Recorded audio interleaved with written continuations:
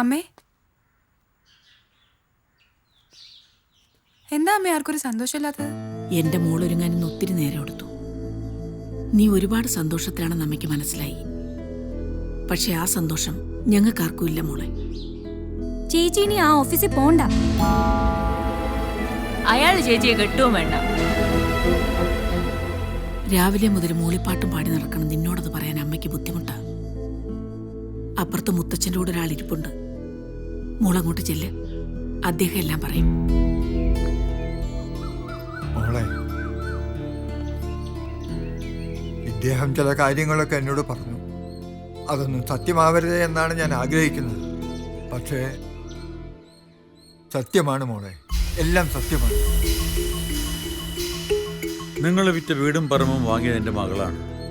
1.5 കോടി രൂപയും അവൾ തന്നു. പക്ഷേ അത് നിങ്ങളുടെ കയ്യിൽ എത്തിയില്ല.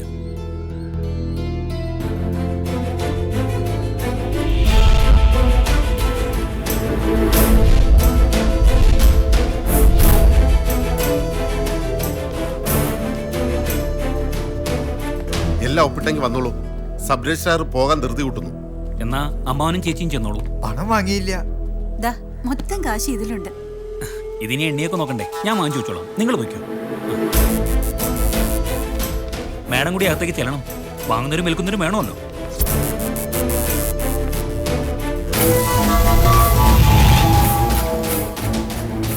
ബാക്കി സംഭവിച്ചതെല്ലാം നിങ്ങൾക്കറിയാമല്ലോ. പക്ഷേ മോൾക്ക് അറിഞ്ഞുകൂടാത്ത ഒന്നുണ്ട്. നിങ്ങളുടെ പണം ചെന്നെത്തിയത് മോൾ ജോലി ചെയ്യുന്ന സ്ഥാപനത്തിലേക്കാണ്. അങ്ങനെ പറയുന്നതല്ല ശരി. ആ കാശുകൊണ്ടാ സാജൻ ബിസിനസ് തുടങ്ങിയത്. നിന്നെ കല്യാണം കഴിക്കാമെന്ന് പറഞ്ഞതിന്റെ പിന്നിലും എന്തോ ചതി കാണും. വീട് ഞങ്ങൾക്ക് സ്വന്തമായെങ്കിലും മനസമാധാനം എന്നൊന്നില്ലായിരുന്നു. നിങ്ങളുടെ കണ്ണുനീര് മാത്രമായിരുന്നു എൻ്റെ ഓർമ്മകളിൽ. അങ്ങനെ ഞാൻ മനസ്സിലുറപ്പിച്ചതാണ് ഇത് കണ്ടുപിടിക്കാൻ.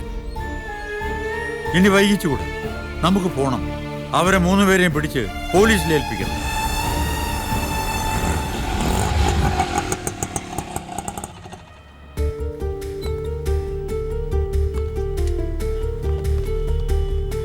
ഇന്നെന്താ ഓഫീസ് അവധിയാണ്? ഇന്നല്ല സാറേ, 2 ദിവസമായിട്ട് പ്രശ്നങ്ങളാ.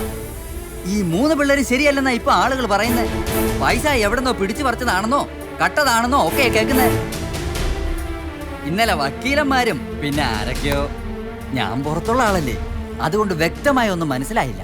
അകത്തെ ജോലിക്കാര് പറഞ്ഞതിന്ന് മനസ്സിലായത് കമ്പനി പൂട്ടിയെന്നാണ്.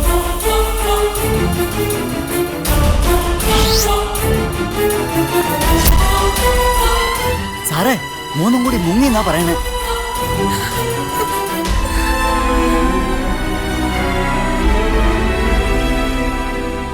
വന്നു.